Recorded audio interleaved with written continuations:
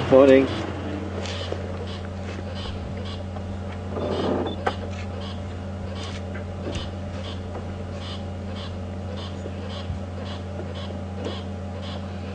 Actually see the difference in the size of the stomachs now. So, two brothers.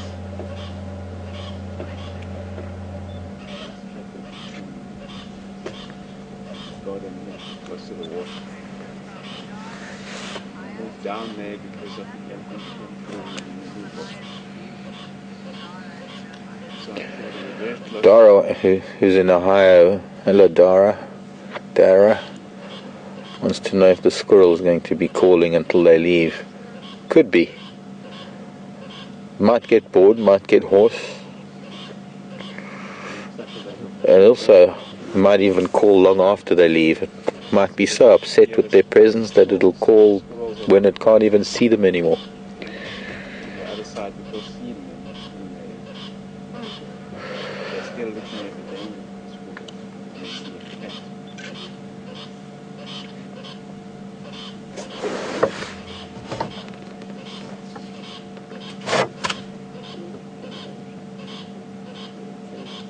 Now, living with these squirrels in my roof, I wake up to this almost every morning at home, and I invariably either race to a window or run out the door to see what there might be. Problem is that a squirrel will do this for an African wildcat even. I've even got a slender mongoose that climbs up a knobthorn outside my house to go and check the squirrel nest and the bird nests. And the squirrels go mad like this just for a slender mongoose. So sometimes, in fact most of the time, we hear squirrels alarming. We don't always get to see what it is they're alarming at. I can't see. Can you see where it is, the squirrel? It's moved now. Yeah, behind this baby Timbuti. I think he's getting not only uncomfortable, but he's probably getting irritated by the squirrel. He just wants peace and quiet. Wants to take a cat nap without the noise. So eventually the squirrel stops looking at the predator and alarming at the predator and starts looking elsewhere to see if it can attract the attention of other squirrels or other allies.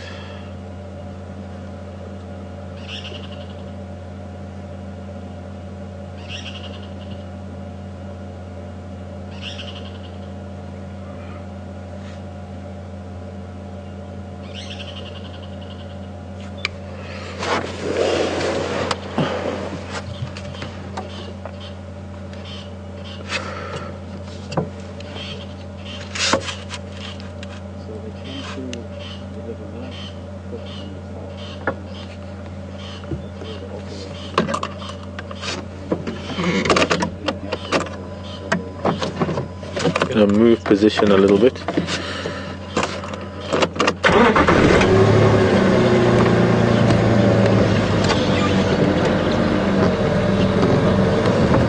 And there was a champion clove that headed south. Oh, they headed. Yeah. Okay. I'm just gonna go around it.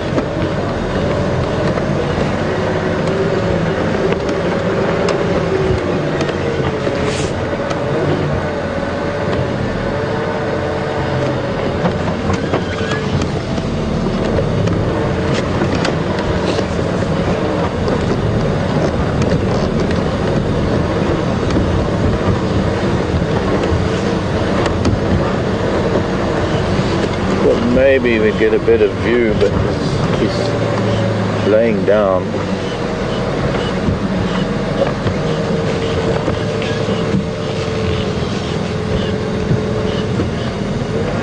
Bit of an angle for the camera, sorry. Is it? Can you level it alright? Yeah, it's not bad. I just thought if the other one sat up, we'd get a nice look at his face, maybe. The bigger boy. When we were here in 2011, having the Matimbas and the lion called Induna, the bigger male of the group. And if I'm not, that big male had a little bit of his tail missing, much like Induna the leopard did. Funny how a little while ago I wasn't really remembering them at all, but things are starting to come back to me a little.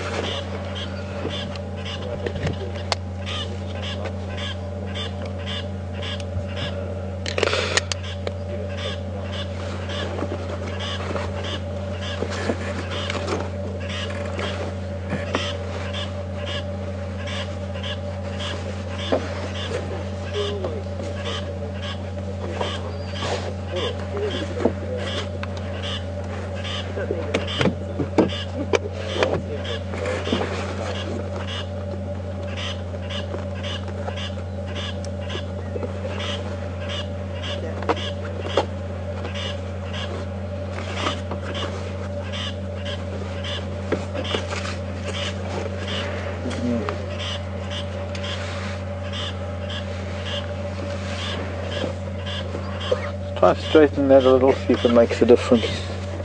That's dangerous. Is it? Nikki, if you can copy me, not copying anything at all.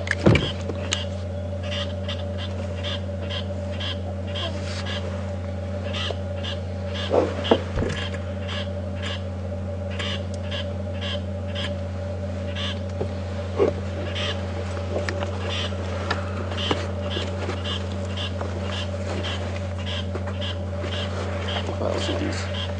Uh-huh.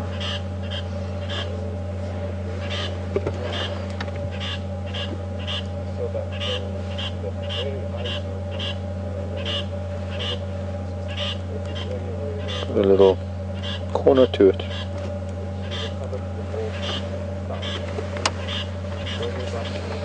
Thanks.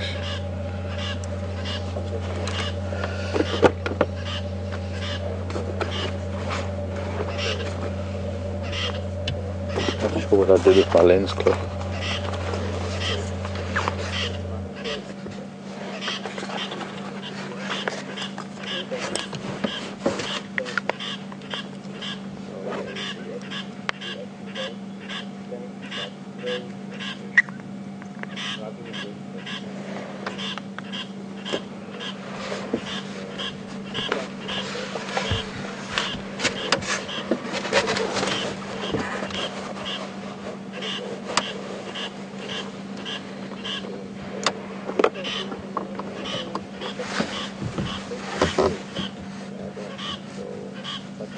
Tambuti tree starting to fade, leaves are yellowing.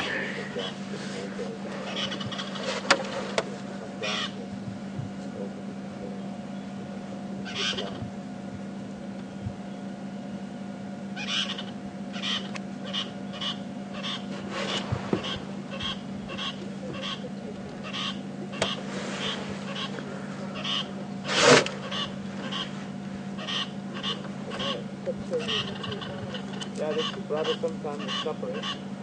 Like days ago they were together. So yeah, they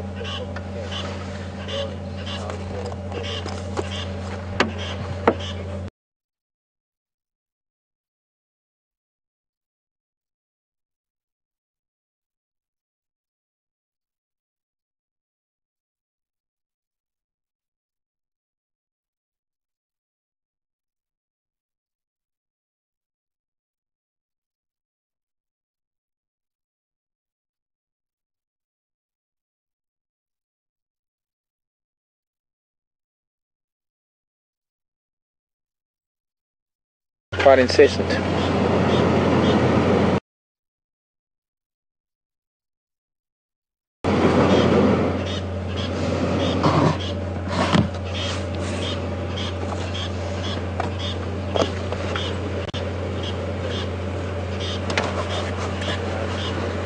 living. Thanks, man. Andrew's not here. We're not going to block him if I just move a little bit more and more level. We'll sit here a little while longer. Be interesting if it is one of those days when things can change suddenly, because there can be something coming to the water, perhaps something wandering here, possibly buffalo coming in.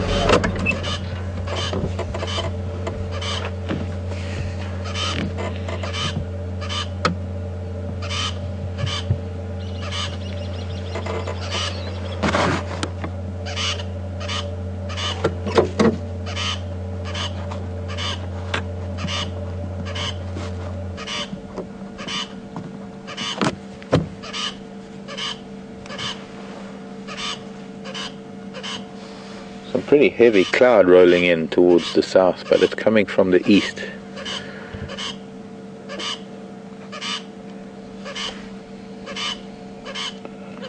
And our eastern sky is fairly light.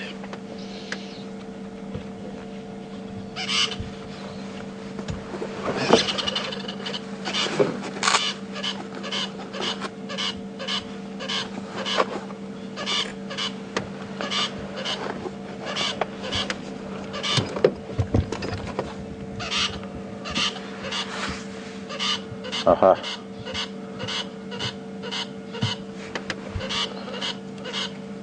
The lion's nemesis. Of course, the alarm calls of the squirrel will be noted by other animals in the area. That might not stop them from coming to the water. They might not know where the squirrel is seeing something. And also, just listening to it, you can hear it changing in intensity sometimes. Yes, much better now, thanks.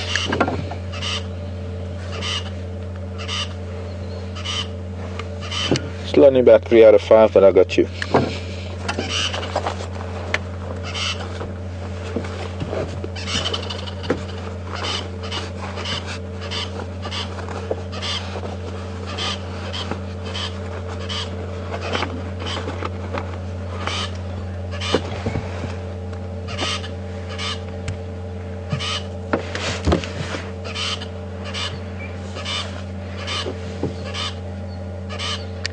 Please repeat.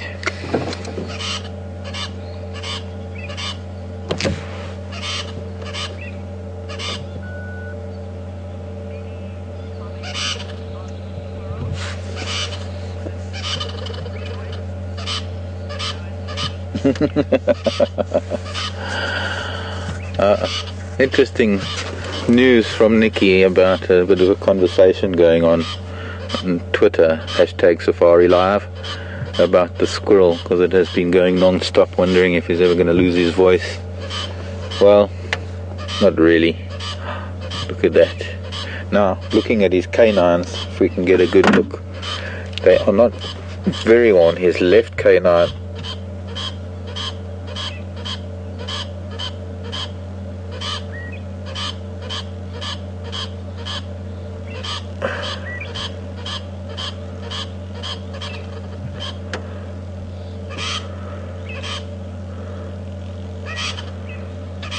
It's still a pretty sharp canine. You know, after 10 years or so, lions tend to start, their canines tend to start getting a little bit blunt.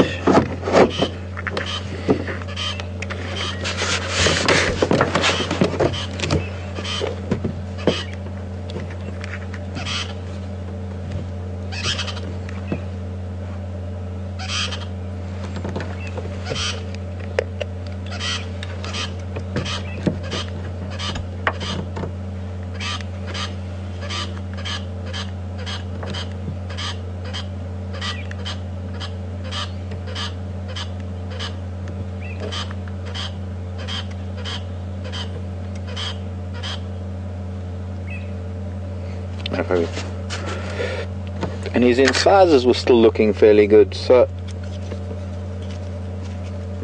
So he's not in any older years. I mean, let's put it this way: he's not declining rapidly like an old lion would.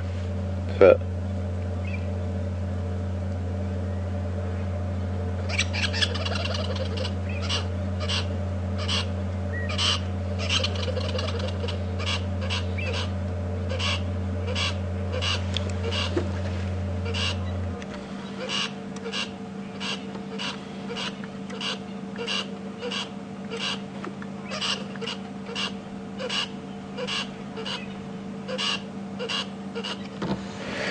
Difficult answer to a question from Mary, because it's not there isn't a one-off answer to it. Mary wants to know what is the sort of time span of dominance for a coalition of males.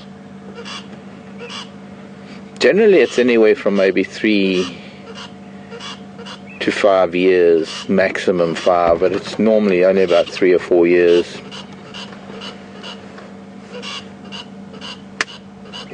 But a lot of it is dependent on the density of the lion population. You see, every area in Africa, in fact even every area here in the relatively small reserve of the Sabi Sand. And Sabi Sand, we're talking about maybe about 130 to 150,000 acres of the Sabi Sand, although it's open to Kruger, it's all part of Kruger. It is still diverse enough that what happens with lion in this part of the Sabi Sand, it could be different further south. There are different densities. And then you look at the whole of Kruger, which are millions and millions of acres of Kruger, and all the lion that live in Kruger. You'll have a different dynamic throughout Kruger, and then you look at an area like the Kalahari where lion is so much more spread out. They have much bigger territories. There are different survival criteria. And then in the Okavango Delta, where it's the opposite of the Kalahari Desert, it's a water wonderland. There are different dynamics there. So to give you a simple answer, it wouldn't hold for other lion in any other area. And so it's more a case of observing individuals and maybe over time creating some sort of database of how long different coalitions have ruled a territory, and being able to then get a mean, get an average. And I think you'd probably find it's probably about 3 or 4 years.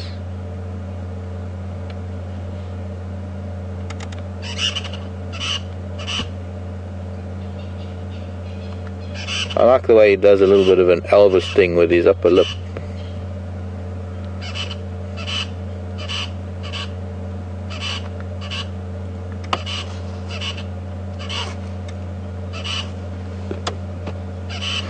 Okay, I think maybe I should move for you, Wiem, because we've got a bit of grasses in his face.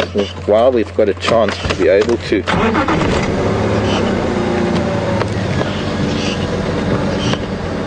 view them like this,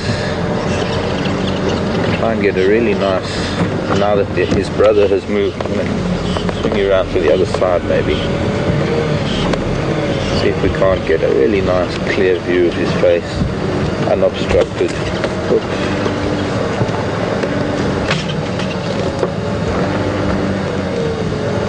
Okay, squirrel, I got this.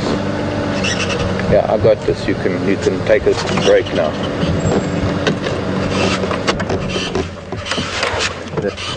Much better.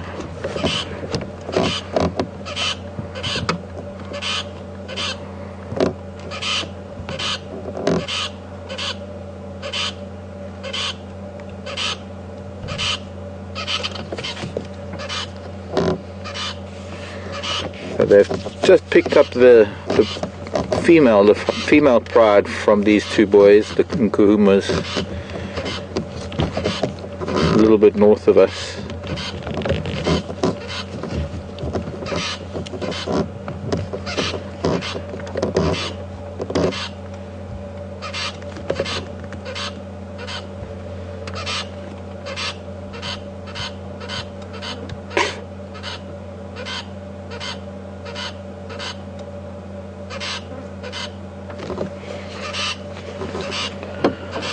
Lex, where's 3 in a row in relation to Buffelshoek Dam?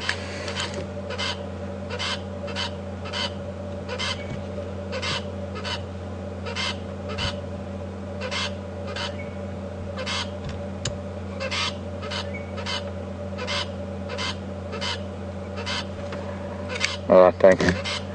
Yeah, 3 in a row pan, very far away, so if they were to be calling, possible that the Nkuhumas could hear them, but not that close that they're going to reunite at any time today, maybe tonight.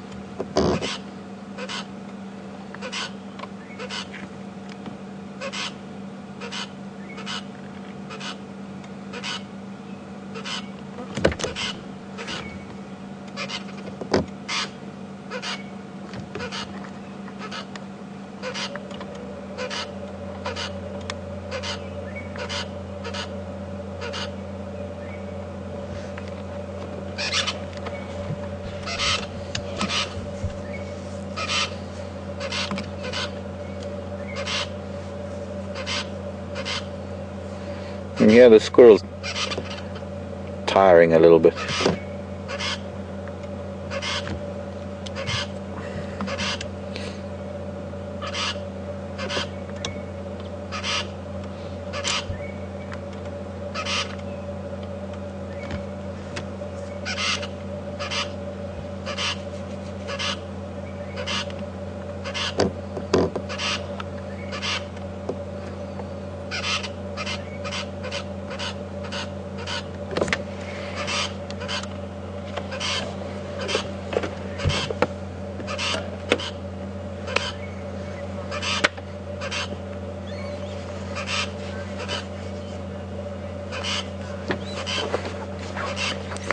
Morning, Lev.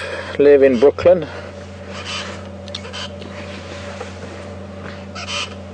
Nice to hear from Lev in Brooklyn.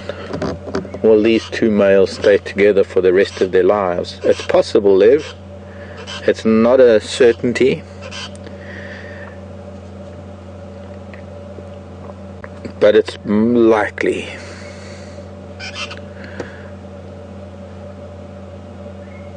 Morning, Lev. Lev in Brooklyn. He'll be able to hold his own against anything, so he will then become probably just an old nomadic male that has to avoid other males in his waning years.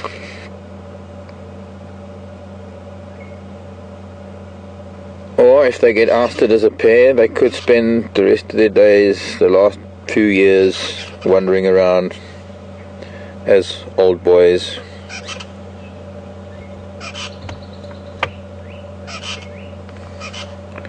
Very difficult to predict what would happen when it comes to nature. Very difficult to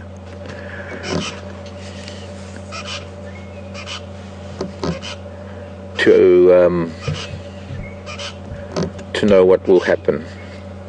And one of the reasons why we just love watching things, because we get answers all the time. And what you find with maybe one set of circumstances, you might never find that happening again. So you can never say that when you are observing something that it goes for all other animals, or all other animals of the same species, that all others will do the same thing. Go ahead.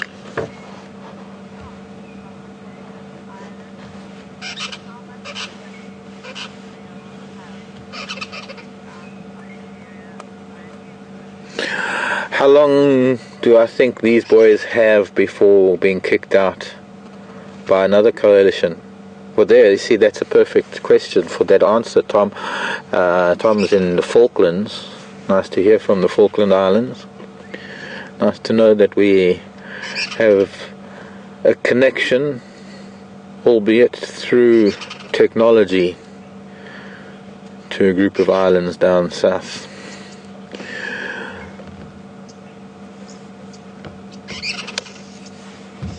They could be ousted tomorrow, Tom. There could be a coalition that moves in here of 4 or 5 or 6 younger males, stronger males maybe, that might come in and oust them tomorrow. Or it could be another 2 years before they are ousted, before that could happen. We have seen them mating with the Nkuhumas over the last couple of months, and we're hoping that that is going to result in some fruition. It's going to produce some cubs, and it would be good if they could hold their territory for at least another 2 years. If they are siring more cubs now with these Nkuhumas, they would need to hold this territory for at least another 3 years, 2 to 3 years, to be able to make sure that those cubs, their progeny, survive. Any other males coming in would kill new cubs, or cubs belonging to other males, so that they can sire their own. It's one way of ensuring dominance in the gene pool that's constantly breeding with the females and bringing new genes into the pride. But it's another reason to be spending every day out here trying to find them, trying to keep up with their lives. Is one of the most wonderful things we have about being able to bring you to this part of the Greater Kruger National Park, to Djuma Game Reserve every day, as opposed to when you're visiting a place like Africa. You come and visit and you get to see these animals on safari, but then when you leave a place, you never know what happens to the lives of those animals. And if you come on safari here at Djuma or neighbouring lodges like Arathusa, you're able to see the animals that we can show you every day, but when you go home, you're actually able to follow their lives through us, hopefully for as long as we can. I know that we're not going to be here forever, but we do get to see a longer glimpse of their lives over a greater period of time than one would normally see if you were just visiting Africa for a shorter safari. So I suppose one of the benefits of being able to read tracks, what we do as presenters, the three of us, and you'll be meeting someone new very soon, and who's going to be joining us tonight at Fireside Chat. Keep you guessing for a little while, but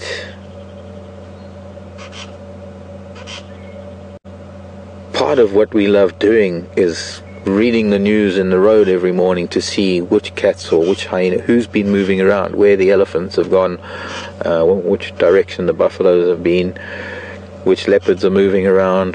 When we drive around on our boundary roads, we can see which animals have come into Djuma overnight and which animals might have left Djuma overnight.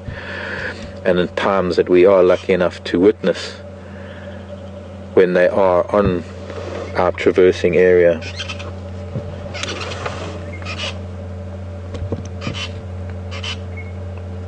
That's why we hope you become regular viewers. We hope you get as hooked on these cats and other animals as many other people have and have watched us over the years. You can see it. He's getting a little bit...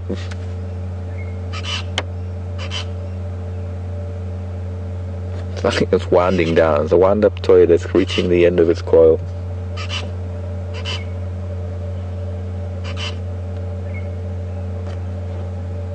Until the cat moves, I bet you if one of them got up and moved, it'll be like the squirrel suddenly got wound up again.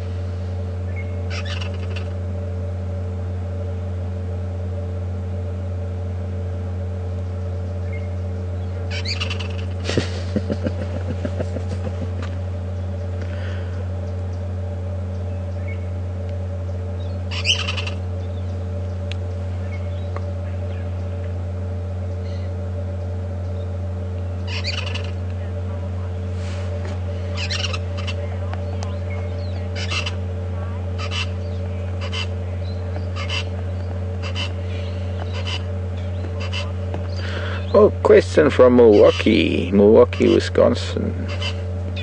Liz wants to know if these two males are part of that pride of 13 we saw the other day, 2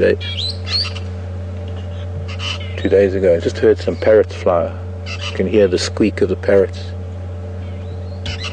And they've flown over. No, Liz, these two boys don't go down that way because there are males there.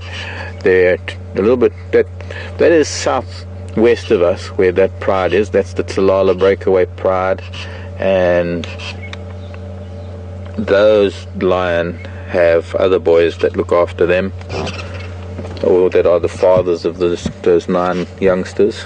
The west, when the Birminghams are not around, the Majingi lions come in from the west. There were some Majingi lions on Arathusa the day before yesterday, but they were just not on the area where that we traversed. They were on an area where we don't have access to, and they didn't come quite as far east as we were with the lions on the water at Arathusa. So these boys wouldn't go that far.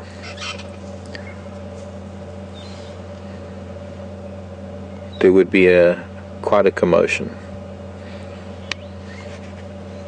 Plus they've got a hard enough time looking after their own pride up here and on Buffelshoek. There's the Nkumas. I think there's probably others that don't ever come here.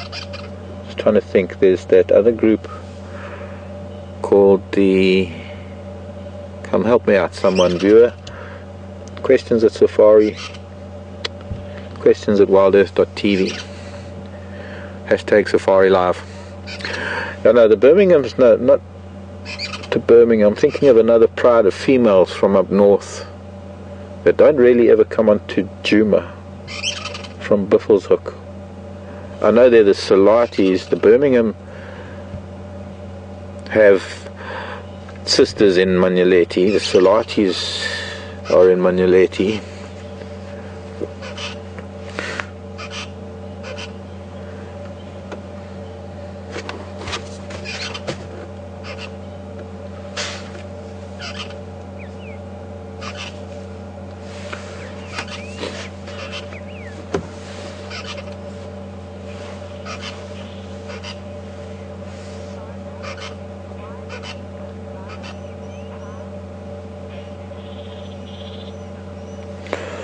Why, Len or Glenn in Florida, why do lions form prides? A leopard, Jen, sorry, not Glenn, Jennifer. Why do lions form prides but cheetah and leopard don't?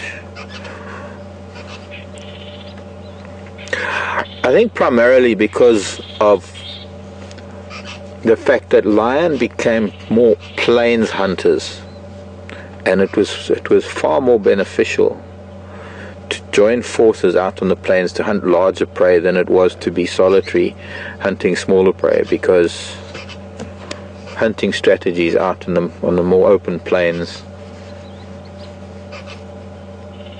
required a different hunting strategy to what, say, a leopard needs. Now, cheetah, on the other hand, do sort of form loose coalitions and loose groups.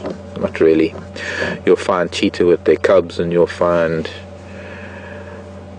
boys that stay together, and sub-adults that'll stay together and they'll hunt together. But ultimately, as adults, they tend to move on along on their own. But they've sacrificed strength. They've sacrificed all that muscle for the speed with which they hunt, with that lion's body and the very long legs, that it doesn't really do them any good to hunt large prey. They need to hunt things that they can bring down quickly, eat quickly, and move on. And somehow the way lion has worked over time is that it became more beneficial. It became as a survival thing. I think if we look at the adaptation of lion to their habitat. We can see when lion are born how they have spots and rosettes very similar to leopards. So I think at one time there must have been a type of habitat that wasn't conducive to open grassland and things, and that maybe over time that developed, and then the animals had to move into that niche and create a different type of society or a different behavior for themselves. Not create, but adapt to a different way of living, a way of hunting, a way of feeding. And by not living in the thicket and the bush that they used to, they no longer needed the spots and rosettes, so it kind of faded over time to become this more uniform tan, tawny, beige lion color for out in the grassland. And being large cats, being able to hunt cooperatively, giving them the opportunity to bring down larger animals, which increases the amount of intake of meat per individual, which improves the chances of survival. So it was probably a combination of survival tactics and changes in habitat that required changes in behavior and social structure.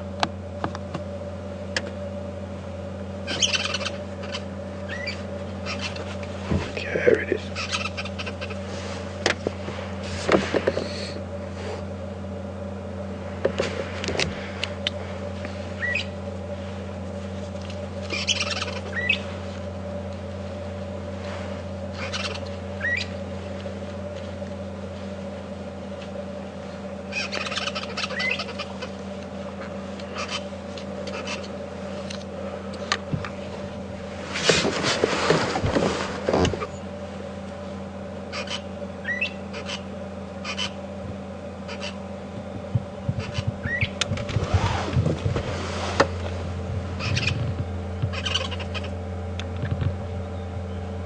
Starting to get some pretty low and heavy cloud moving in from the south.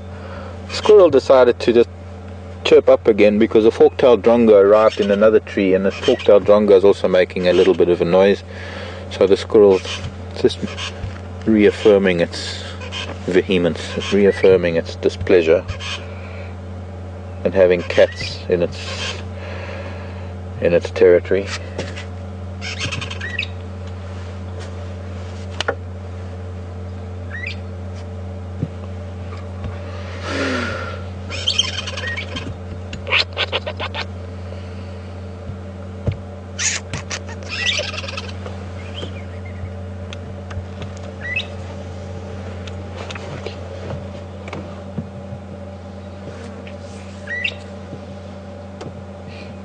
He's going to start snoring soon. Heavy breathing helps. Well, I suppose it's a combination of having a very full tummy pushing on his diaphragm, and I suppose helps with the discomfort of having such a bloated stomach. I mean, he's really overindulged, this boy, like a king. I don't feel so bad now when I look at his tummy, but I know he's going to have a thinner tummy in a day than I am.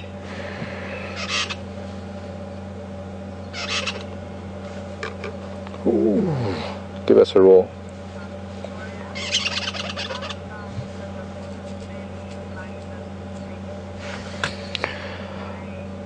Shanae from Pretoria. How long does a full belly like this take to digest?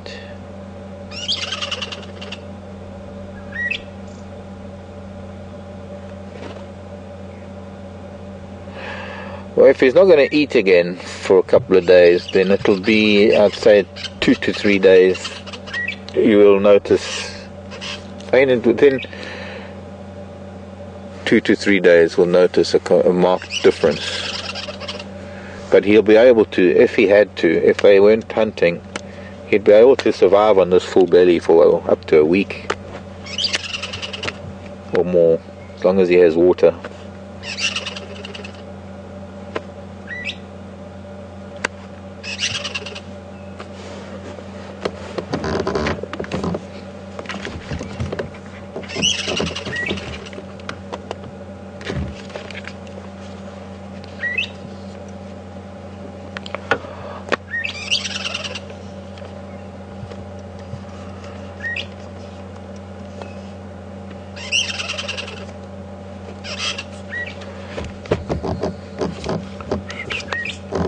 Hello, Drongo.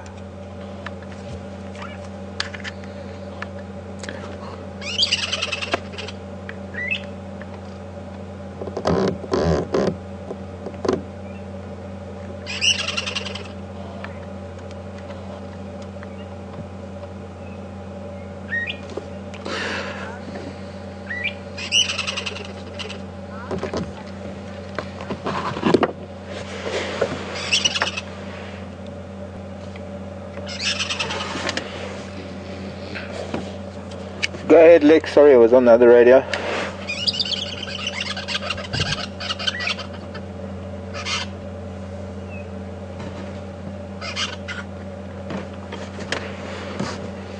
Negative. I'm still at Buffelshoek Dam.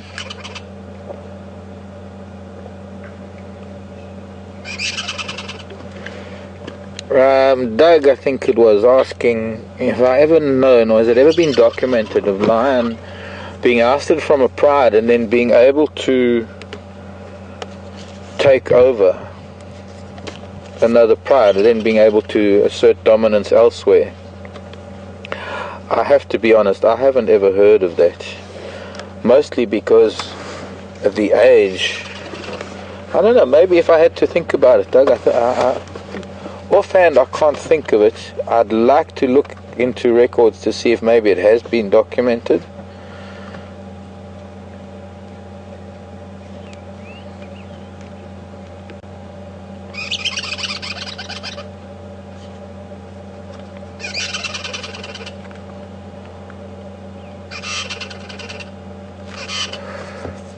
But you see, there's a very short period in time during an adult male lion's life that he can hold a territory.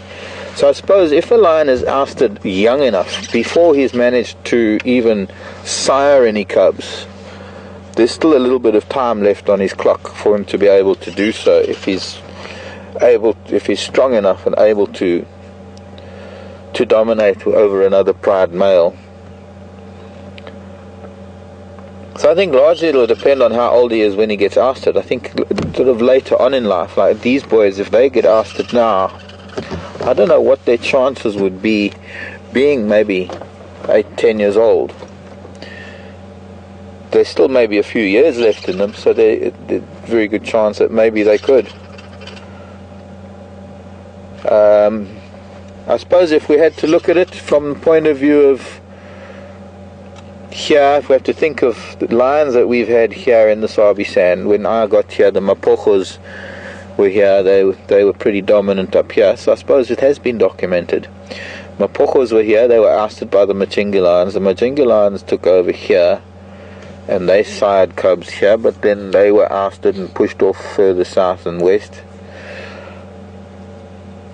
So I suppose the constant turnover here is different to anywhere else that I've ever known in terms of coalitions and frequency of coalitions. So I think under those circumstances, yes. Back home, I don't think I've ever heard of it happening back home in the Timbavati, and the lion that I've studied up in East Africa haven't ever done that, because the dynamics are so different. So I think where a population allows it, it is possible. If we think of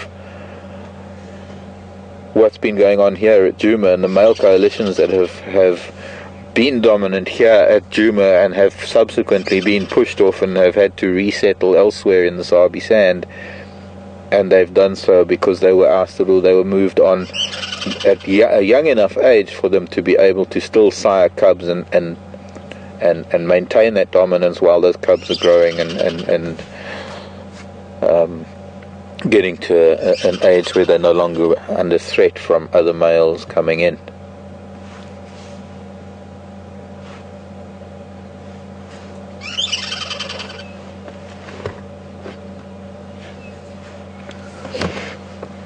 It's getting very grey now.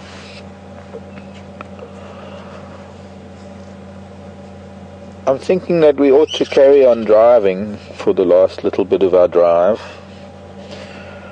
I'm hoping that these boys are going to stay here for this afternoon's drive. There's a good chance that they will. If there are elephant or buffalo that are going to come down this little alley to the water, they will move off, no doubt. They're not likely to move very far, especially this one with a big full belly. Probably stick around the water for a while, and I'm hoping that they will still be here this afternoon. I'm not foreseeing any change in activity in the next 20 or so, 30 minutes. So I'd like to, let's go and see what else we can find. We'll take a little bit more of a drive for the time that we have left. Go to bed, squirrel. Good night, boys. Thank you for your company. Bye-bye, little squirrel. Good luck with your endeavors to attract the attention of other allies to come and fight the lion. Bye-bye, boys. It's okay, you don't have to get up. Not on our account. No need to even lift your head. I quite understand. When you have that kind of a status in the world.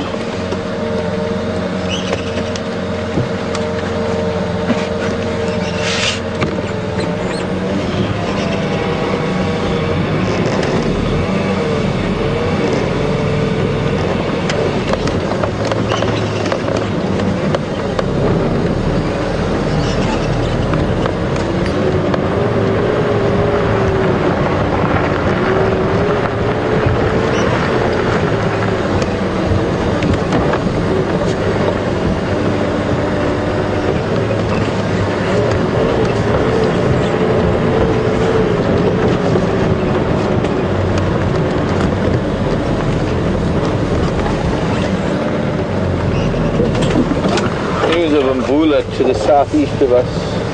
Maybe he'll come our way one day, but we can't get there. But nice to know that Mbula is fairly close to us again.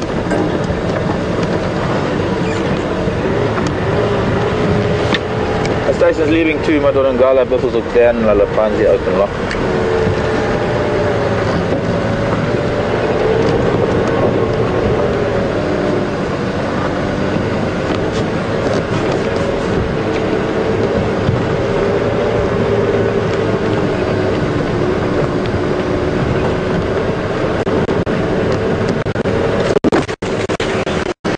Skies with lower patches of cloud, I mean a drizzle later for some parts.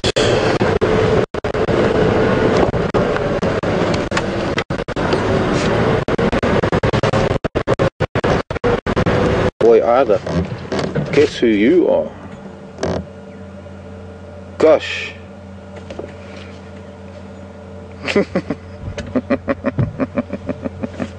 Guess who this is, everybody? Go ahead, Josh.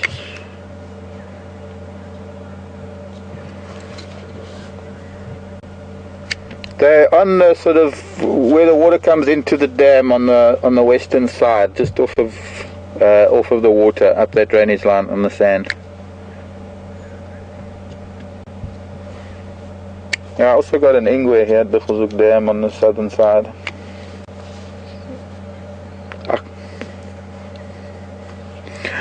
Quite a surprise. I'm so glad we decided to leave the other sleeping.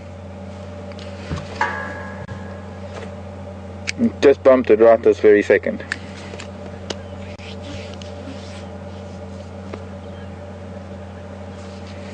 Go ahead, Lex. Yeah, affirmative. The southeastern side of the dam.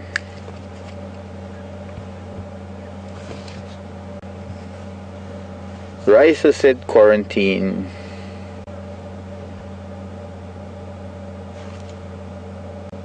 Sorry, little boy. He was just behind. Did you see him as I saw him, or? Like literally when you see him, I saw him. Yeah, because you normally see him before me.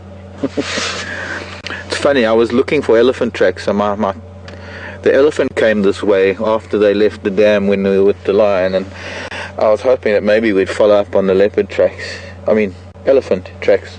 There's an elephant pathway just off to my right, and I was looking to see for signs of them so we could go and say hello. And quite miraculously, here's this little cat. Not the first time he's tailing these two big boys. We've seen him. They killed a buffalo some time ago, a couple of months ago. They killed a buffalo near Philemon's Dip and Osthoff Weaver's Nest. And while they were filming, he was prancing around on the other side of the drainage line watching them. And he even snuck down and took a bite of buffalo when the lions had left. It's tail the big cats and pick up some of their pieces as they move along. So Raisa said quarantine. Any other guesses from any other viewers? We could. We're going to have to give him a little bit, well, move back a little bit because other vehicles are going to come in here soon. So I'm thinking maybe we just wait.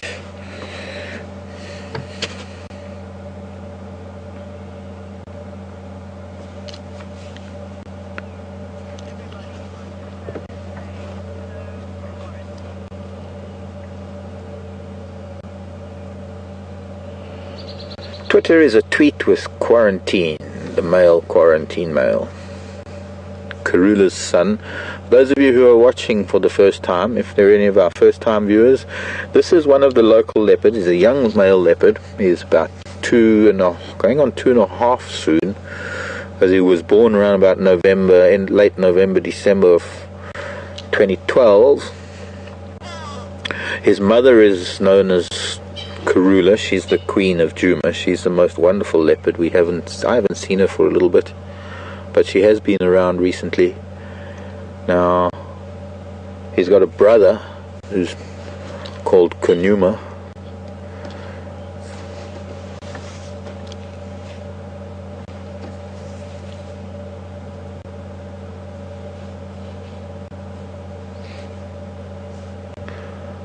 He must have dodged the ellies.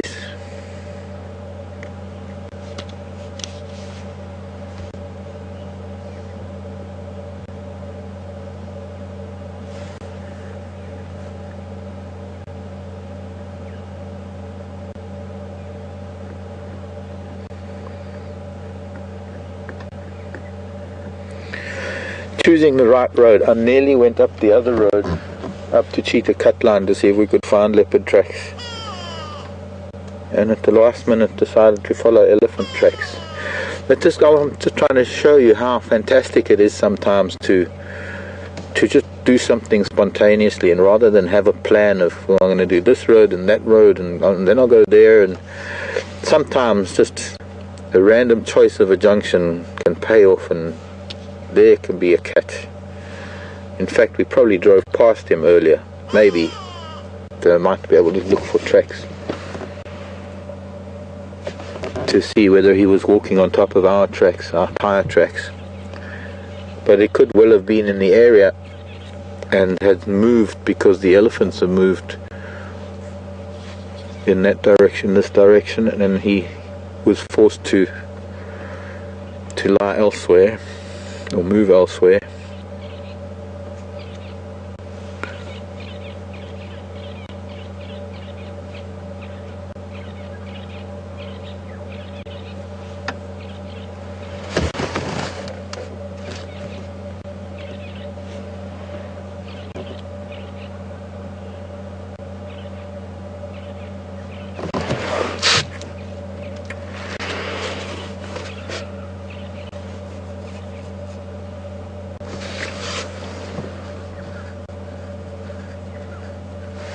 I'm going to move to the side because there's going to need, I guess, you can hear vehicles coming. I want to just make sure that we can give some space to another vehicle.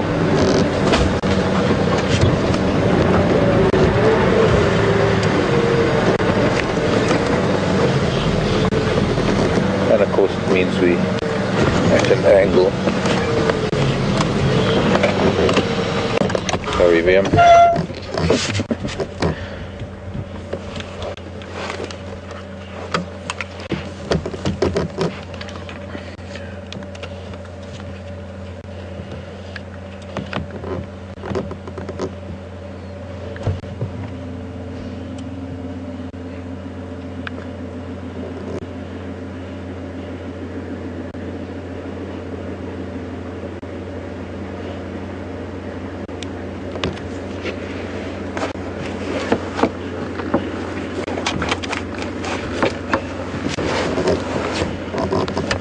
You want to come in here?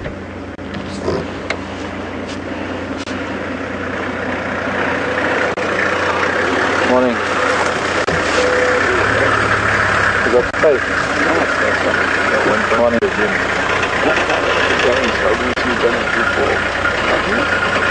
And you got the new one.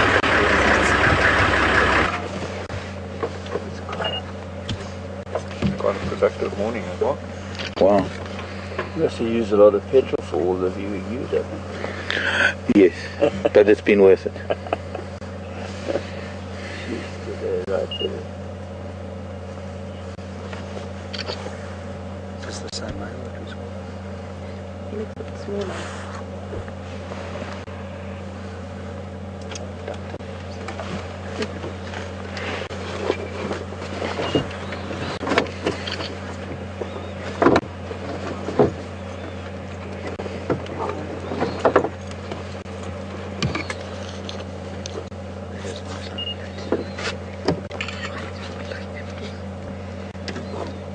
Copied. I'll give it a pause before I get there.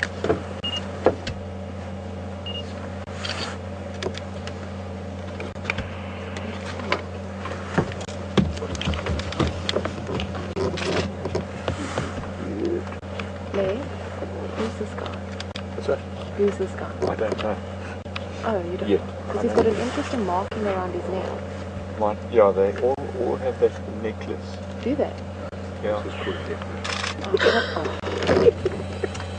This could be one of the young males. Oh, we think it's the quarantine mail. is it? Is it the same one? He's The one got that we saw briefly the other day. he's got a mark above his left eye that we all you find this particular spot on the leopard or marking that you always look for. One particular one above his left eye looks like the British pound symbol. Oh, cool. The cats are very quiet today. Check your truck. It looks like it's got a tusker over there. Oh, jeepers. Have those kumas eaten anything? No. I wonder where they were eating. With the Kumas. Oh, with No, these boys. No, but you know, when we heard the roaring this morning, it was 2 lions roaring Yeah. from the south, and we went down. We picked up the tracks 2 at Twin Dams, but the track that I followed up here was only 1. Looked like just in the bottom there they joined up. Okay. So maybe the other one came up cheetah cut line or something. Yeah. Yeah.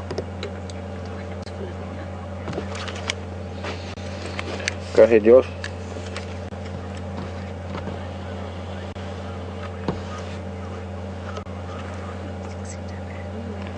Confirm for the Ingwe. Yeah, either side, it doesn't really matter because we're on the road side that heads south towards Guaripan.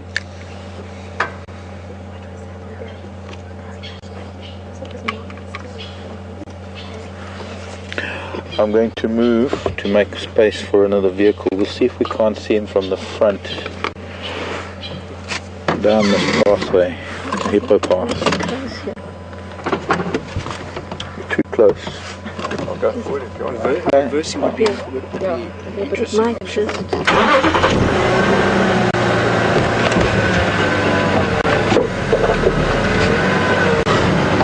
Maybe I'll do it then.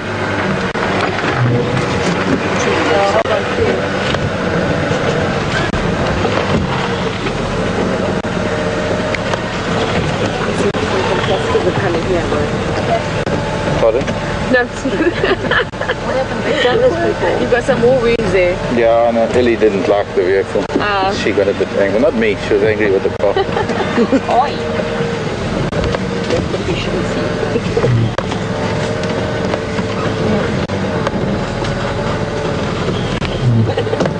Tight squeeze. There's yours going the other side. Yours coming? Yeah, you come past us.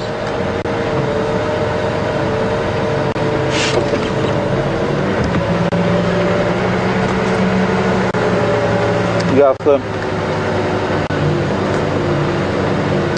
yeah, no, I know this one that goes up this way to Nyala North is sort of to the stand. There's also a hippo track on your left, you might see him down there. Come forward a bit.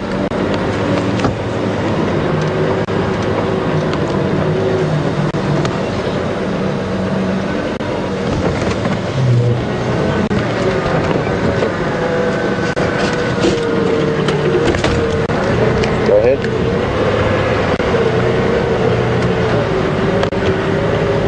They're on the other side of the dam on that arm that heads north on that western arm. Hi yours, how are you? Nice to see you too. I don't know if you can squeeze in there. Yeah, he's there just next to Lex. Quarantine mail.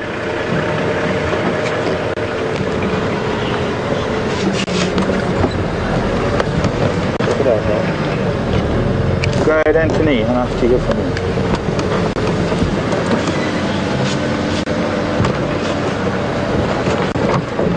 Yeah, I'm going to pull out of the sighting, you can come in.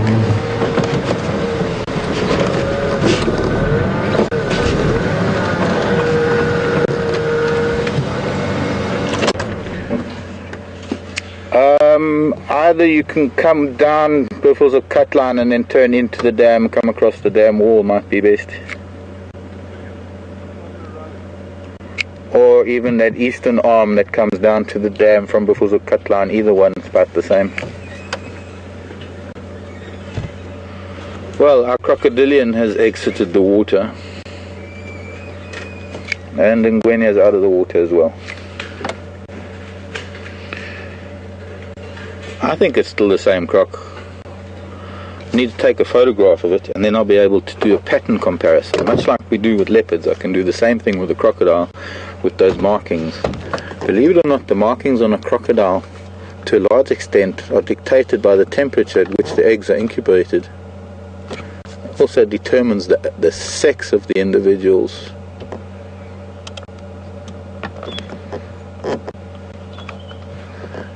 And so in a nest of crocodile eggs, there's going to be varying temperature throughout the nest that makes sure that there are more or less a mixture of males and females. Well, we're seeing 3 of the top predators this morning. That's quite amazing. 3 of the top predators and the biggest mammals in Africa, in fact the biggest mammals on the planet, on land, to emphasize. Very lucky. This is the apex predator of fresh water in Africa, the Nile crocodile.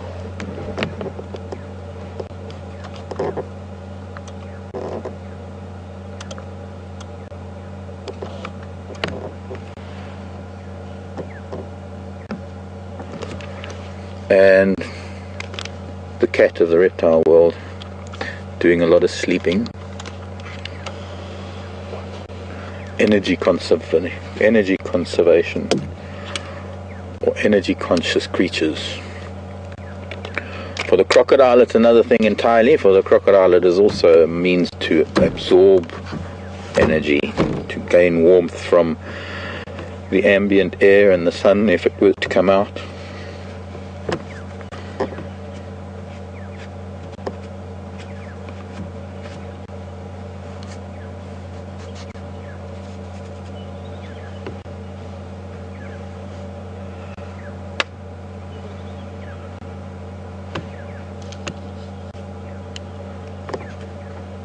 You can still hear that squirrel going. Yeah, the squirrel's still shouting in the background. Maybe it's actually sounding quite frantic. Maybe the cats have gotten up and are moving.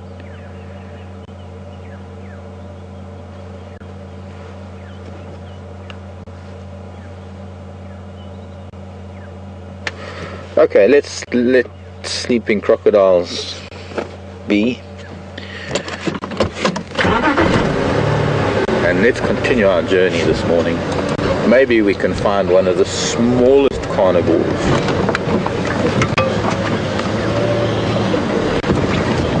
How about crocodile? Be good. Don't terrorize the animals too much.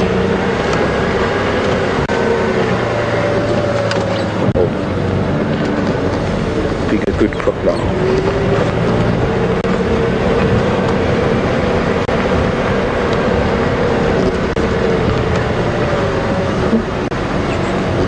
Leaving lock at this Ingwe, two vehicles on lock, Anthony moving in.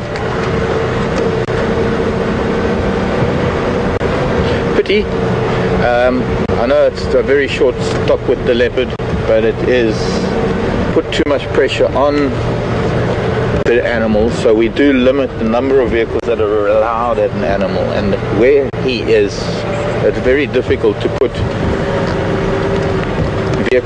too many vehicles in that sighting as it is. We only allow 3 vehicles, and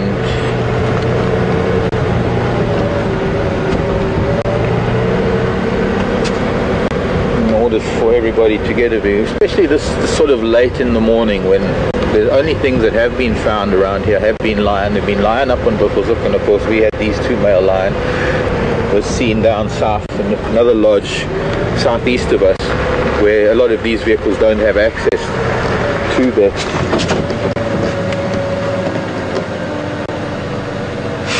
that area. And so in order for maybe some of the people to get their guests to see this leopard, we need to allow the vehicles to cycle through there fairly soon. I'm hoping he'll be around here.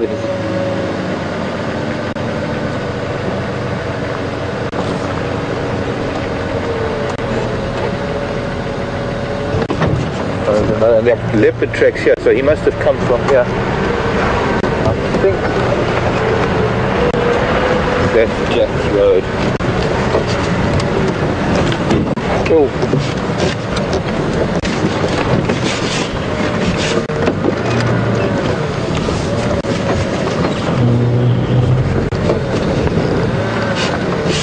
The leopard tracks that I'm seeing here are probably quarantine male, and I'm got news.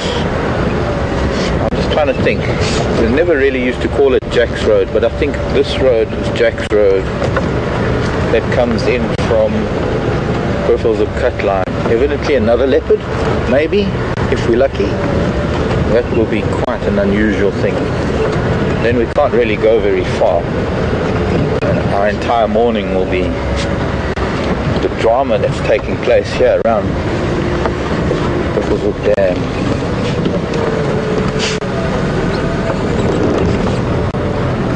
Hang on, Nikki, please. Stand by, please.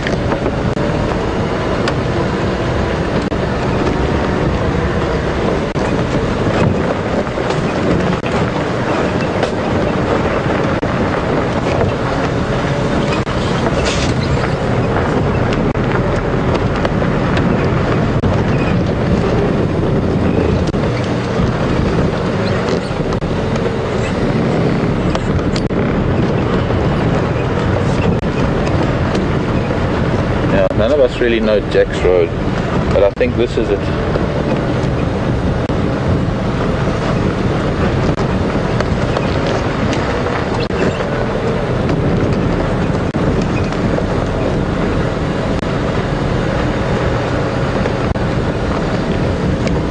Yeah, I'm on that road, Anthony. If I can maybe make my way towards you, I just happen to be here too.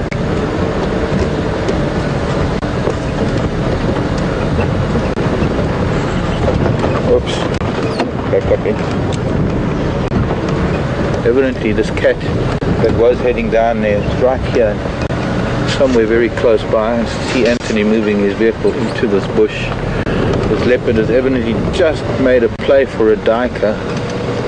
There's a termite mound. There it is. You can see its ears. It's also running again. There's an old path to a buffalo kill up here where we once had a buffalo kill many years ago. That might have even been the timbers. I can't remember that.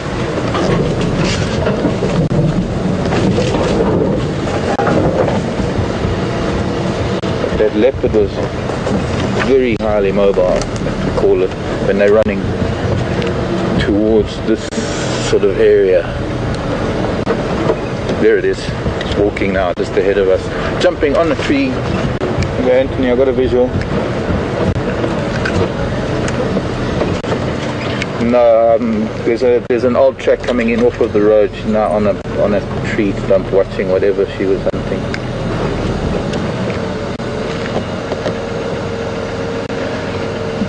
And come a little bit further, you'll see there's a little track from a previous sighting.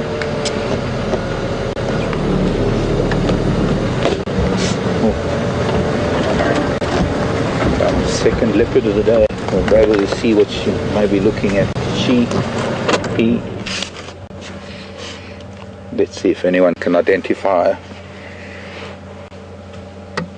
She's watching something. Probably still watching a duiker that it was hunting. He, she, it.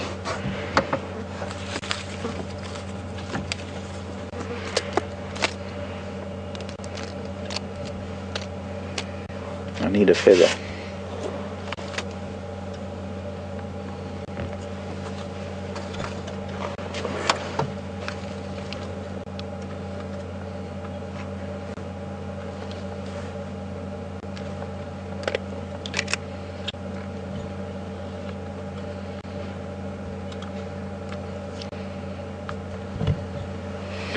Not taking its eyes off of the ball.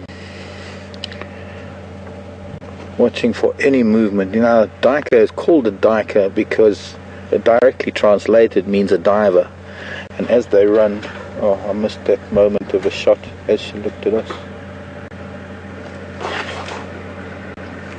It seems the flies are bugging her as much as they are me.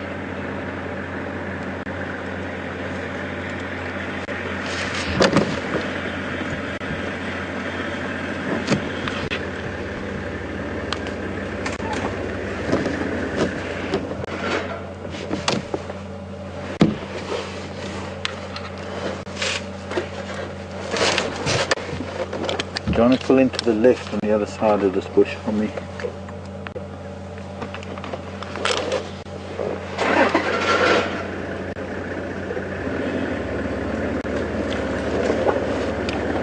Yeah, I think so.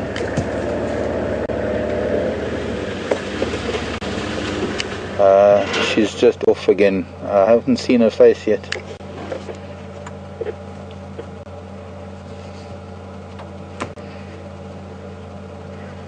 Termite man, she's still stalking whatever it was that she was after.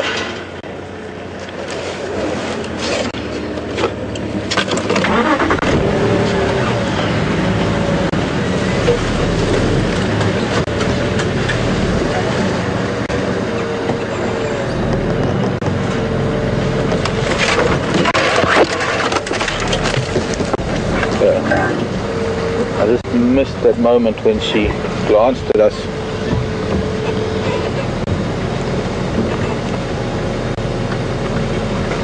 And I also thought Karula for a minute. We'll be able to see now, maybe she's moving forward. Yours is saying maybe Kanyeni. But for now, since she's doing what she's doing, we've just got to give her space. She's watching for something. Whether she's still got an eye on it or not, I'm not sure. But she seems to have caught a glimpse of it again. If it's already ran from her, then it's going to be on high alert. Now I was saying that direct translation of a duiker is a diver, because they have this habit of running and then suddenly diving into cover. And for a lot of prey, whether it's being hunted by a bird or a reptile or a mammal, even a fish for that matter, if you don't move, you don't get seen.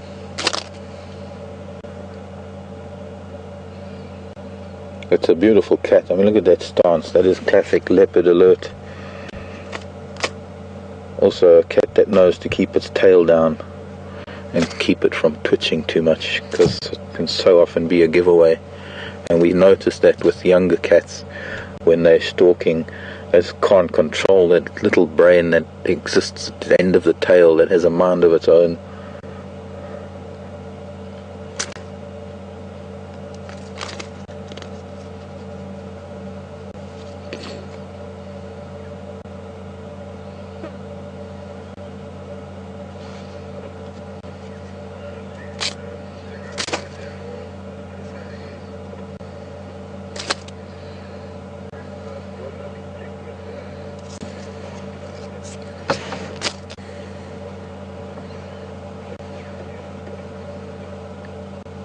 Yours coming?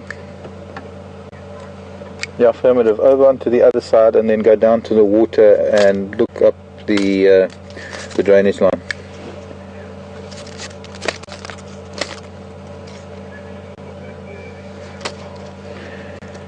She's watching something, so at the moment she's static, or she's actually starting to move again. So she's got an eye on something.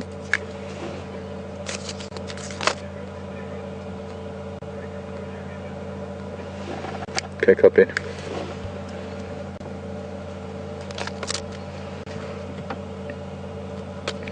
I'm trying to remember. I remember clearly Tara and I were on the vehicle together. Either I was on camera or she was on camera. We were alternating. There was a buffalo kill almost exactly here, and I know it was big males, and I can't remember whether it was Matingalines or whether it was Matimbas. But I think there must have been other sightings here in the interim, because there is a track that comes up here from the sighting.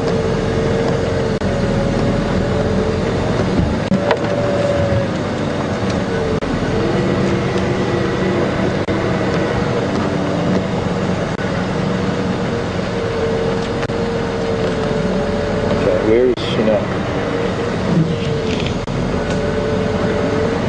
Right here.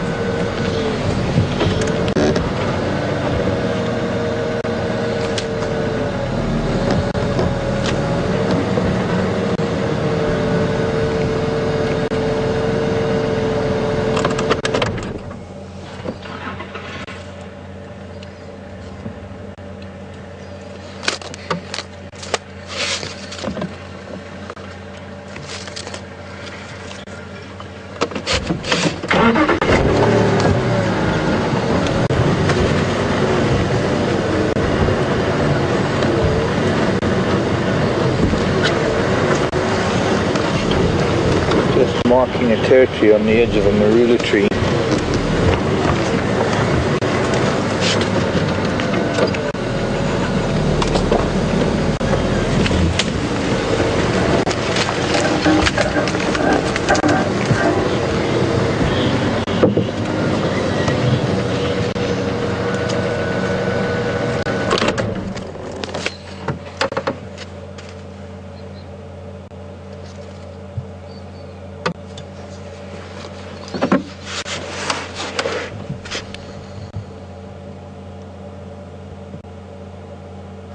Karula. Any confirmation from anybody, but I got a quick glimpse of her when she looked our way. So I'm thinking this is her.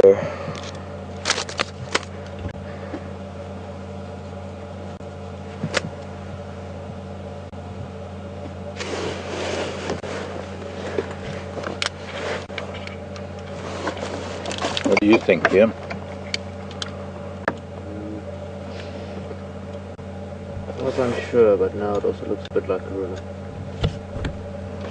See if I can get a really tight zoom shot if she looks this way again.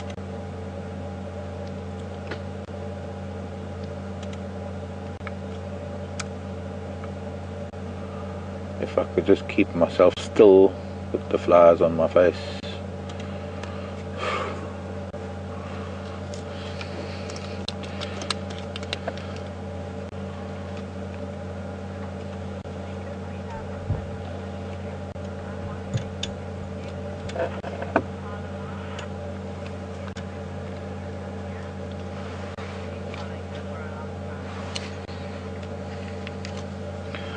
I can't. The only thing I know of that Anthony said that she had taken after a duiker, and my guess is that there's still a duiker here somewhere, and she's trying to pick up on it again.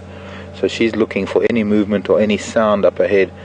I'm not seeing anything that indicates impala up ahead, but just with her intensity, is the way she's looking.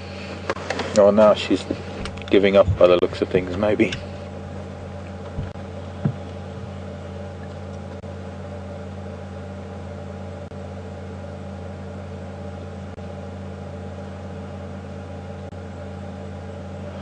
So what she's likely to do is she's like to walk a little bit more. Classic hunting time for Karula. She loves hunting this time of the day. The least likelihood that there's going to be anything else around. What she doesn't know is that there are two big male lions lying at the dam. If she kills something and it makes a death call, especially if it's a duiker, now common duiker screams like a baby when it is caught, as to a lot of animals, and it will be within earshot of those males, and so they could come running. Her best bet would then be to tree her kill, to be up in the tree as soon as she can. Boy, look quite out there. Yeah, that's part of the kill that we saw many years ago. It was around here, right here. I remember these little mud wallows. There's the buffalo skull. I think that's the buff skull. What's left of it? Yeah, that's the remains of a buffalo from about four years ago, nearly maybe 5 years ago. Look at that beautiful stars.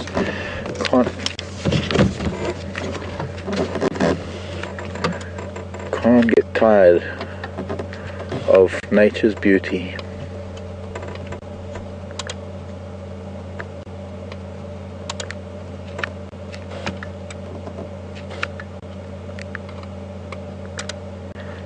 Flies, please give me a break. Okay, madam, give me that queen look.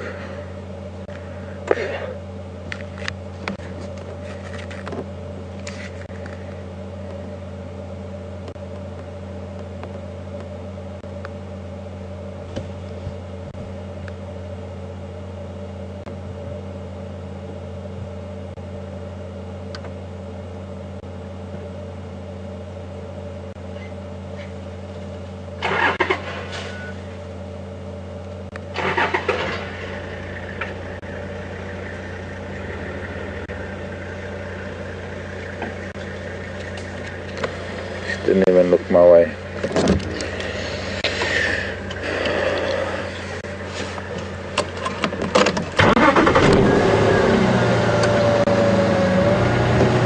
Starting to get a little bit thick.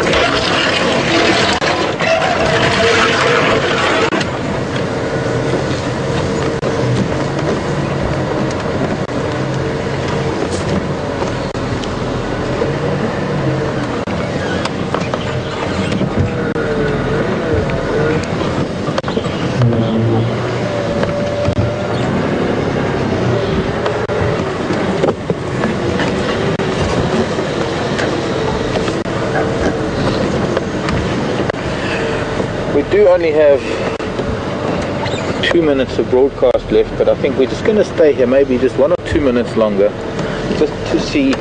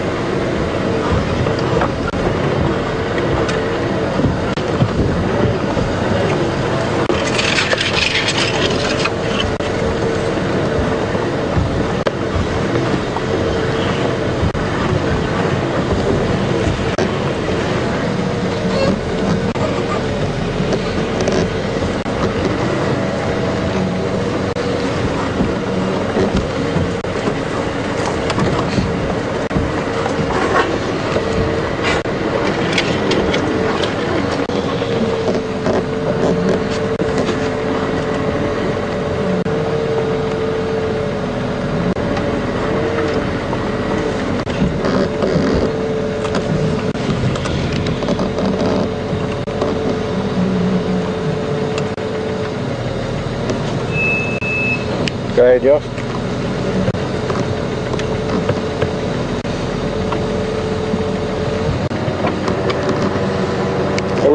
When you come east from the Torchwood at the dam, that road that heads up towards Buffels of Cutline, that eastern arm, they call Jack's Road.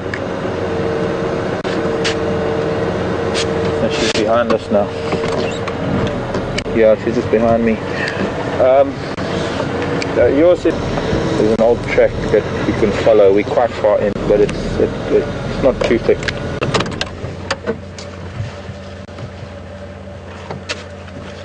The affirmative.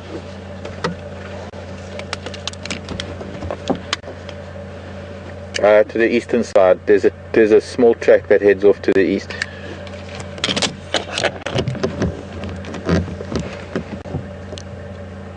Hope she goes onto that termite mound.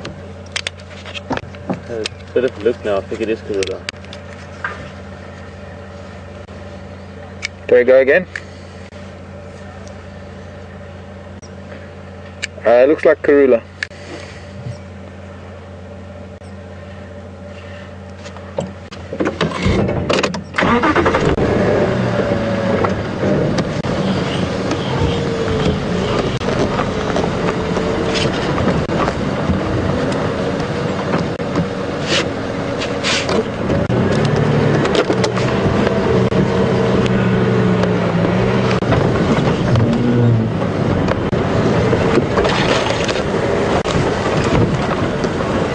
I just try and get a really nice view of her, and it might just happen now. Oops, mind the holes, Mark.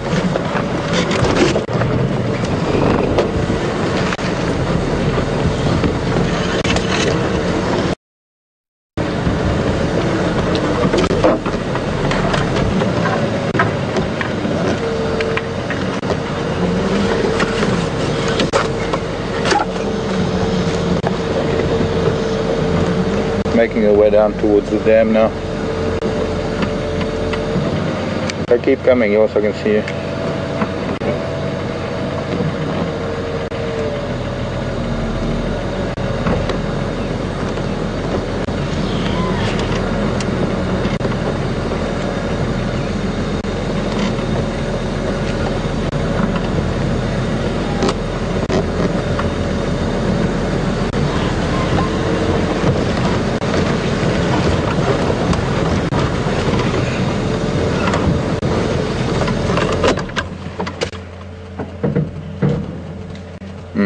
You know, making her way straight towards him. See if I can get through here on the back of it. Yours. Get a bit of view. And then we're going to have to say goodbye, I'm afraid.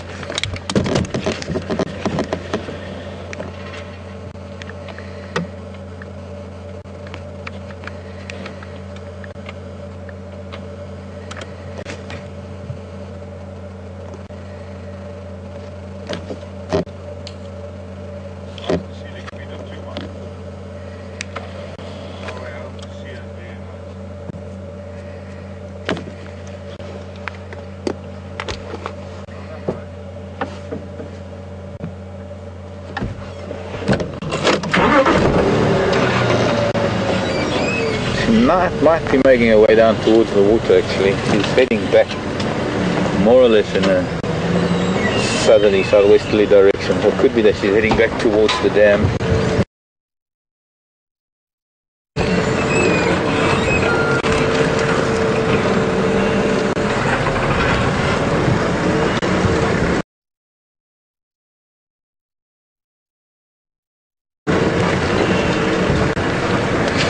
I think if we find our way out of here,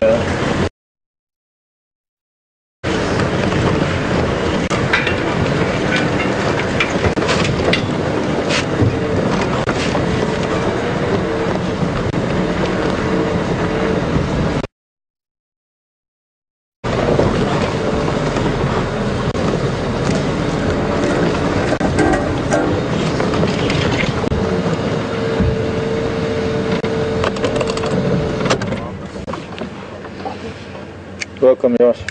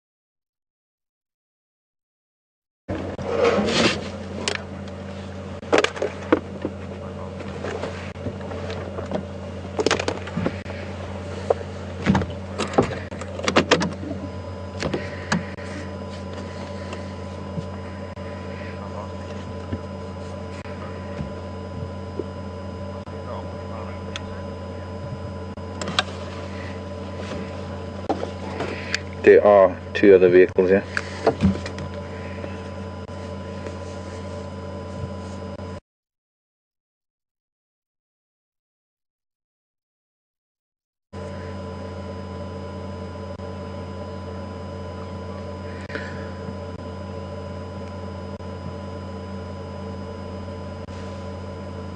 What's interesting is that she is making her way towards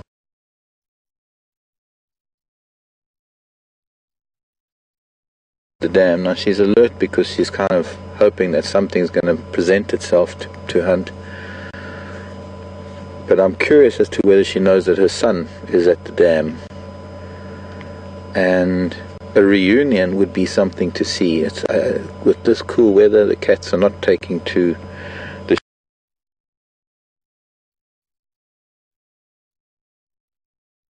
shade as they would normally do on a very hot day.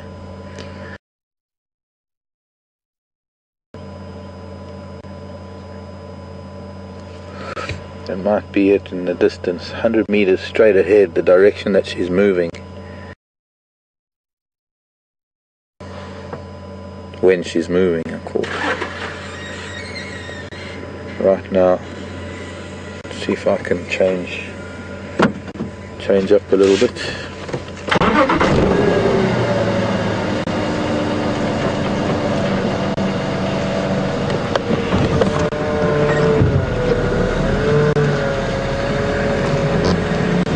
Also,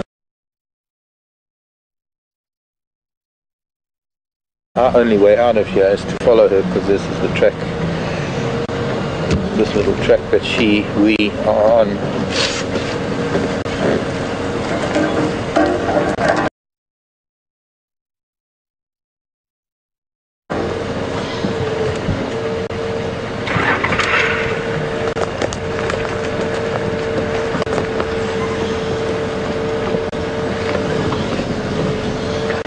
Rula's turned around, she's actually making way back towards the dam.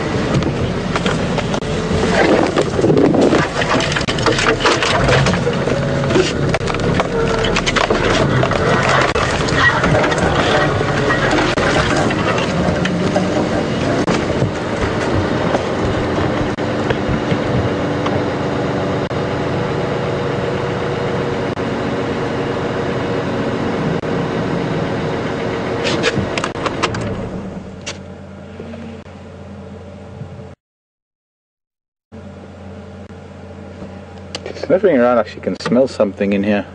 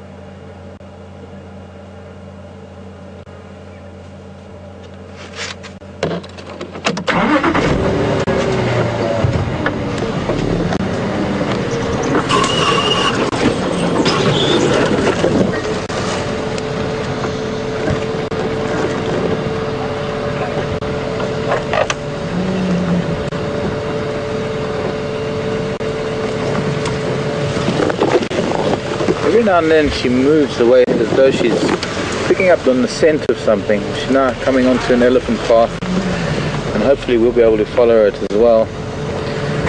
And it's not too far, we're getting a lot closer to the dam now.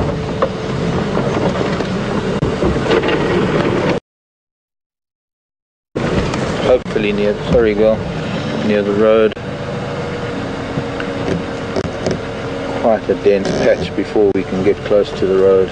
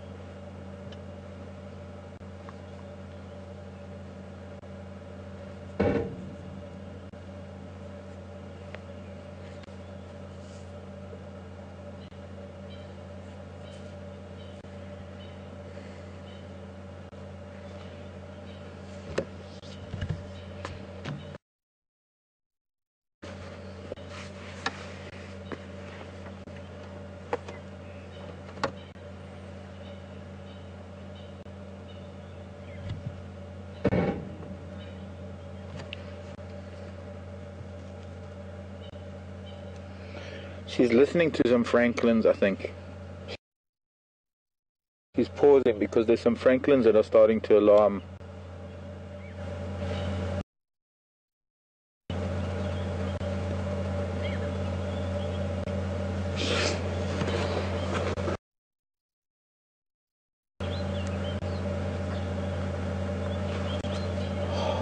Gosh.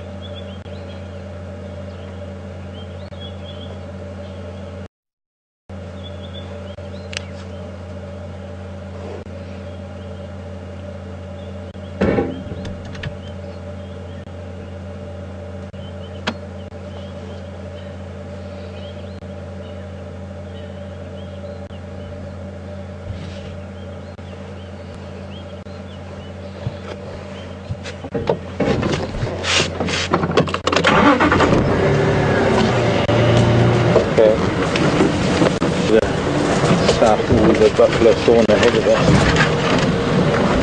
We might just lose her now because it can't take the direction she's in.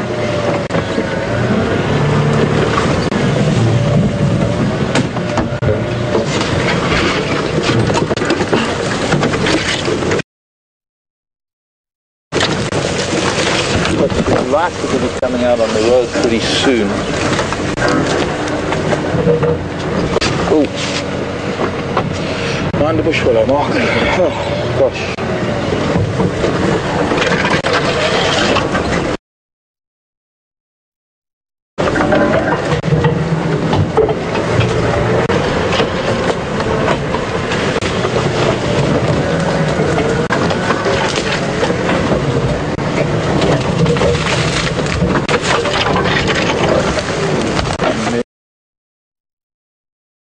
The roads, so we're almost on the roads. She's going to be coming past me. Oh, tree stump. Okay, she's now crossed. She's heading south, so I don't think she's going to come to the ground because she's crossed this road that goes up to Leopard.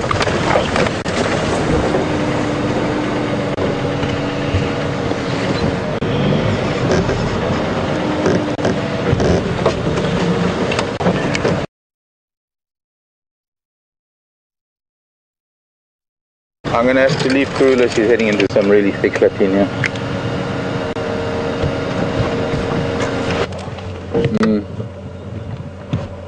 Just wait until she...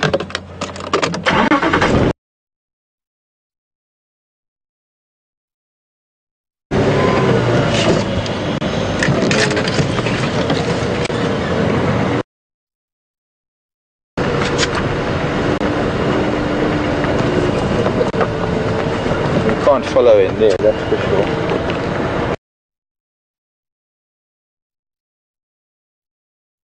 Completely no space. Go ahead. No, but she's coming parallel to this road. She's coming down towards quarantine.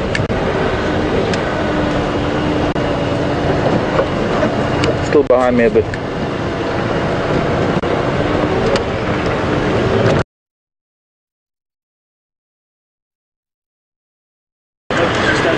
Yeah. Good morning. Alright. So hopefully she's going to come down and see him, I hope. So he's lying just up off Nyala North. Okay, is he... George is with us now. I'd like to see if she joins up. Ciao. She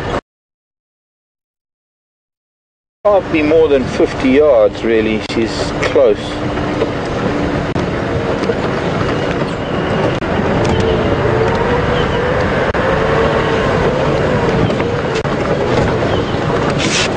Go again.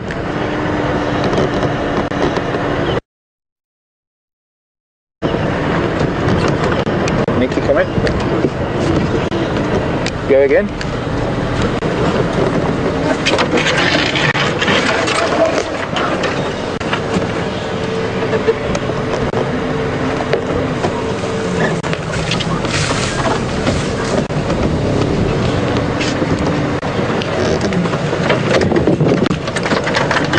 What time is he coming? 12 o'clock. I don't know what time he's coming.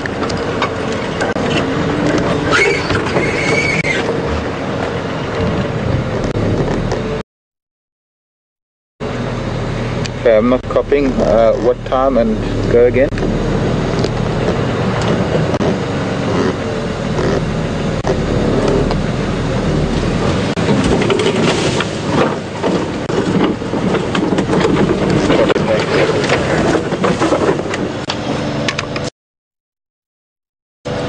So she's not far from here, but I don't know if they're going to find each other. She's not far. I'm hoping she's going to pop out of the woodwork any minute. It is a wonderful thing, because I don't know when they were last together. and the reunion would be quite interesting to see. They're so close.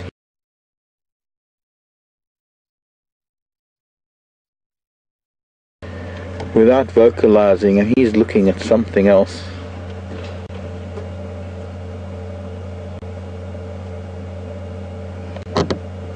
She might even be just going to the water. We might miss her.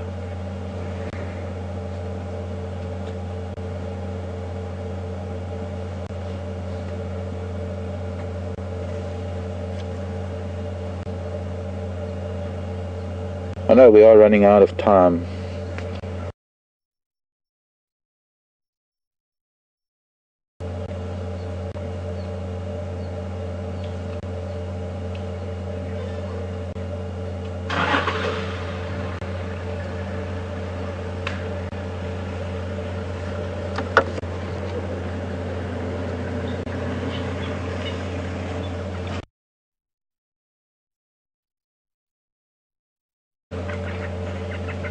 Mark, I wanted to leave at 9 o'clock that time.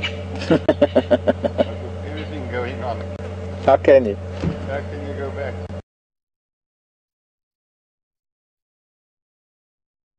Yeah. Enjoy, guys. Thanks a lot. Nice to see you again. Safe journey.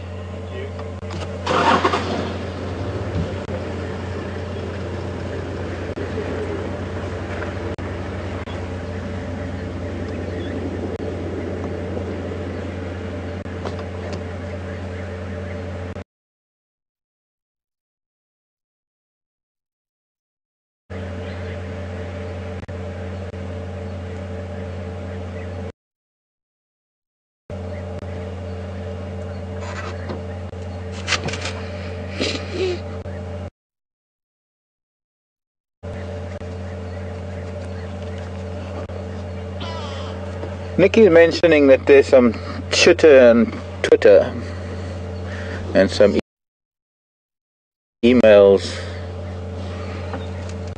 questioning whether she's pregnant or not. I haven't even been looking at that. I've been concentrating on other things about the situation this morning, watching her ears, her tail. I'll have a look at a couple of the photographs that I took. I'm sure we'll get some footage to look at later, some of the archive footage, and I'll get a better idea. I'm not saying yes or no. I didn't really have a look. Got some go-away birds that are now further to the east of us that are starting to just make a little bit of noise.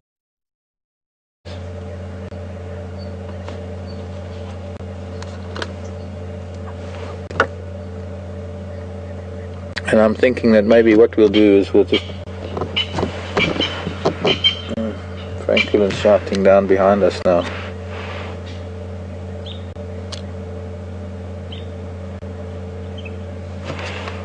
By now she should have come out. But there she is, she's coming. There she is. She's watching this way. I can just see her. There she is. And she's watching. She can see the back of him, I think. Come here, girl. Come see your son.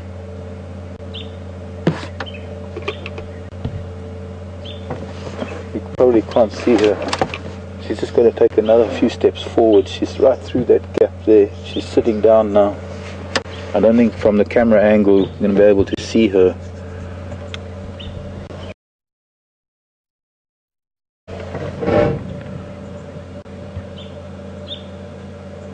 But just to the, yeah, in fact, directly behind it. If I could go, maybe I can go forward an inch.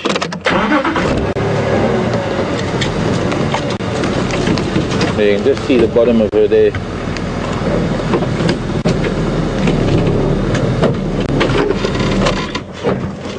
And the tail twitching. What I've been waiting for. It's remarkable. There hasn't been any vocalizing. And this is possibly an incredible moment where maybe just the sense of connection, the sense of unity in blood It's like my mother knows when I'm going to phone or when I'm going to arrive. When I used to come back from East Africa, it would be random.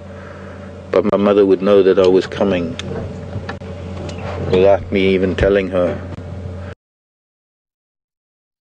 And I'm sure twins, there are many documented cases of twins or parents being that close to children or vice versa, where there's this almost intuitive knowledge.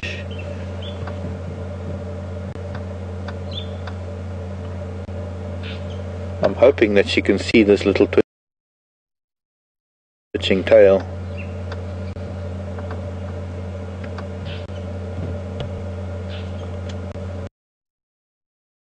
We got a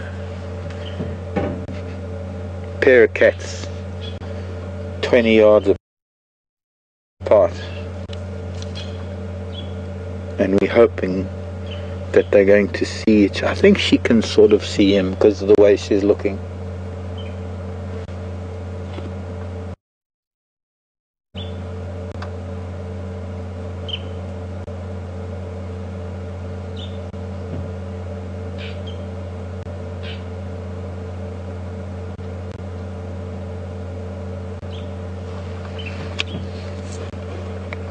I can now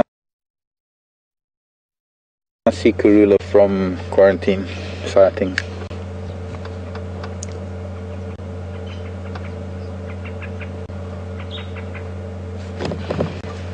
It's about, I think it's probably about to happen. She's sitting looking in this direction, but he's facing the other way.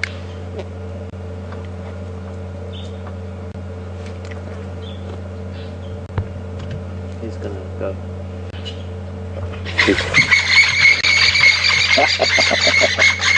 He's been watching Franklin, and I don't think he knows that his mother was watching him all along. Now that he's turning back, she's now looking. She's got that really inquisitive look about her that I think she's likely to recognize him by now. I wish I could have two cameras on this. Of course, the Franklin's, he's looking a bit skinny. You hungry, boy? Oh, smelling something there. Could be cat, could be lion.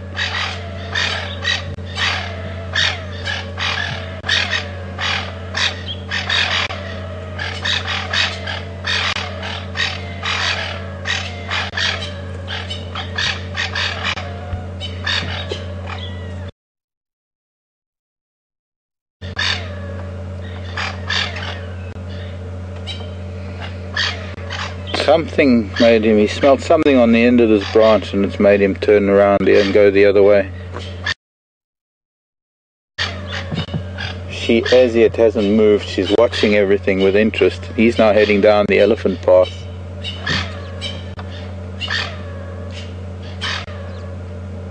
Come Karula, please, just come on, you must be able to see it's your boy.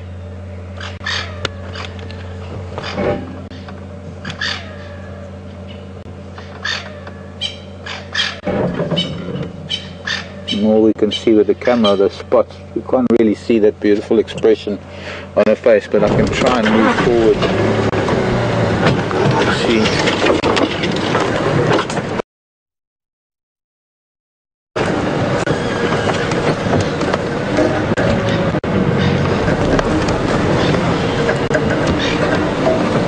What is also so amazing about this is being able to see the two of them and to see how maybe they work it, that maybe she doesn't want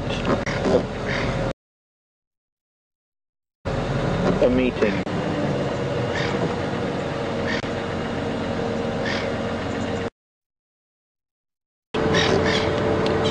Yeah, I mean eventually they might get together, but at the moment they can look. I was expecting a little bit of a greeting. I was expecting to have a bit of a reunion. It might be because I know she saw him and she saw him go for the Franklin. maybe she's just trying to make sure that they don't cross paths. Yeah, affirmative. Almost at the spot where I said goodbye to you when you were on the road.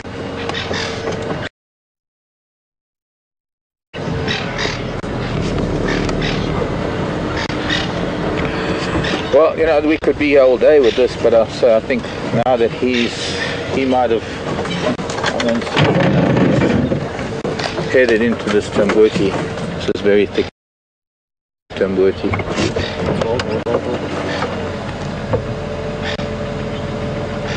This is what francolins do when they fly up from a leopard.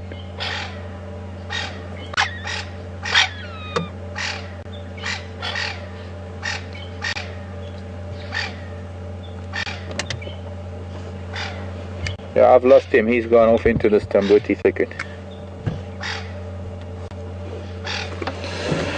And at this point, I guess we better say goodbye so that I can extract ourselves from this situation or from this bush and get back up onto the road, and we can get back to camp. We have some things to do back home this afternoon, this morning. I can't tell you how much of a pleasure it's been being a part of this morning with you all, because it's so unusual to have so much activity here at Whittleshoek Dam. I only hope that we're going to be